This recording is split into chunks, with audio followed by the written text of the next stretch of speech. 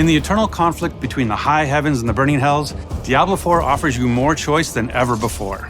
Player choice is infused into everything, from how you look, the skills you use, the loot you equip, your path through the non-linear story, to how and when you choose to explore the shared open world.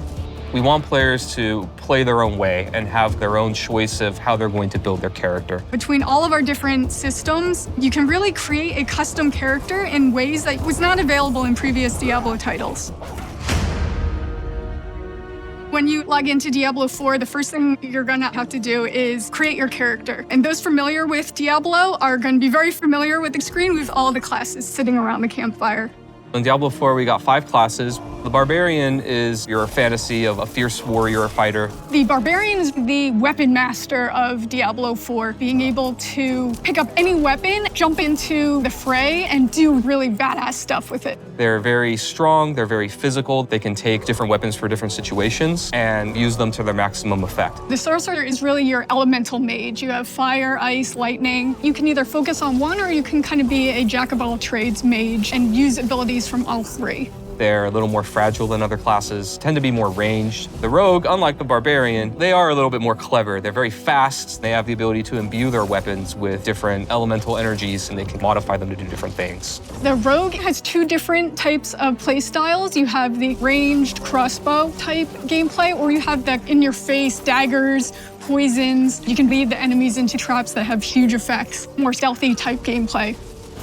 The Druid is really this shapeshifter. When you cast certain skills, you change your form, what you look like and what you can do. They can turn into werebears or werewolves. If I cast a werewolf skill, I turn into a werewolf and I do werewolf things. If I cast like Pulverize, for example, which is a werebear skill, I turn into a werebear, I slam the ground really hard.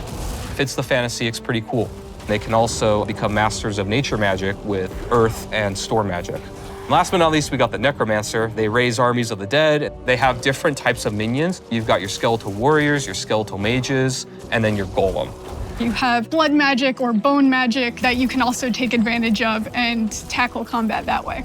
If you've played a previous Diablo game and you enjoyed a certain play style, you can actually bring that into Diablo IV, or just try something completely new. No matter which class you play, there's going to be multiple different avenues and fantasies that you can chase. You can customize your character in ways you've never been able to before, with near-endless character creation and transmog options. In previous Diablo games, you had to be attached to certain archetypes and look a certain way. And in Diablo IV, it's really up to you how you want your character to look. You'll be able to choose from different facial structures from people all over the world. No matter where you are, you'll be able to say, hey, I can actually make someone that looks like me or looks like someone from my part of the world, which we're really proud of. You can pick a hairstyle for your character, and every class actually has a specific hairstyle that no other class can use. You can pick your eye color. We have some really fun ones. We have eye glowing, we have a bloodshot type eye, and then you can actually pick a marking, which is a tattoo or a design that covers your entire character, and there are dozens of those. Transmog is the idea that you can take a piece of gear and change the appearance of it to look like a different piece of gear. As far as aesthetics, the sky's the limit. However you can think of making your character, you can make it that way. Everybody's going to look completely different in Diablo IV. One of our pillars for class design in Diablo IV is this idea that we want players to play the way that they want to. When you first start the game, we introduce you to the idea of the skill tree. As you level up, you get access to these different skills or passives or upgrades to make your character more powerful.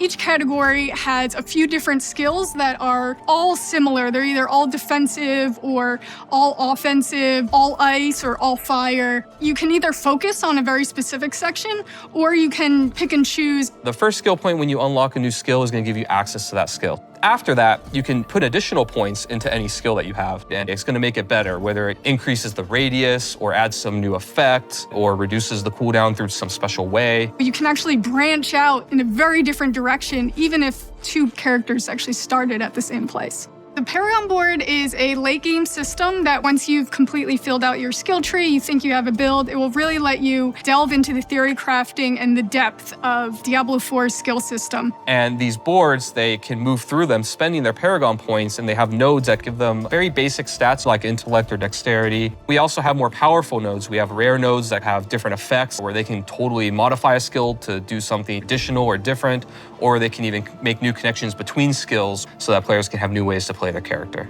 Legendary nodes are equivalent to legendary powers, where they have more powerful effects that can change the builds and ways that characters play.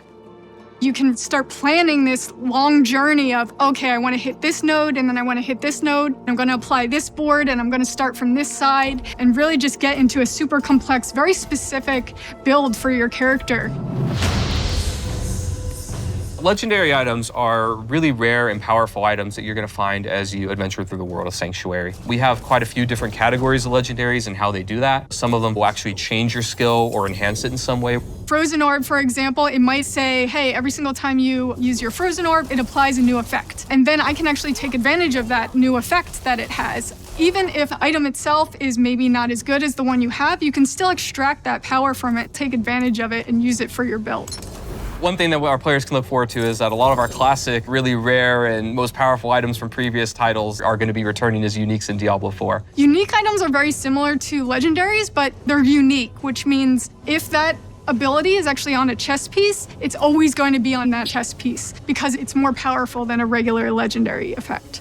Crafting is a big part of Diablo 4. We have all kinds of different ways that you could upgrade and interact with NPCs to make your gear better. You can increase the item level or power of your gear, so you can actually get a piece of gear and just make it stronger. You can also add sockets to your gear so that you can put gems inside of it. There are a lot of different ways that players will be able to customize their experience in Diablo 4. Every single player is going to have a different experience and a different build at the end of the day.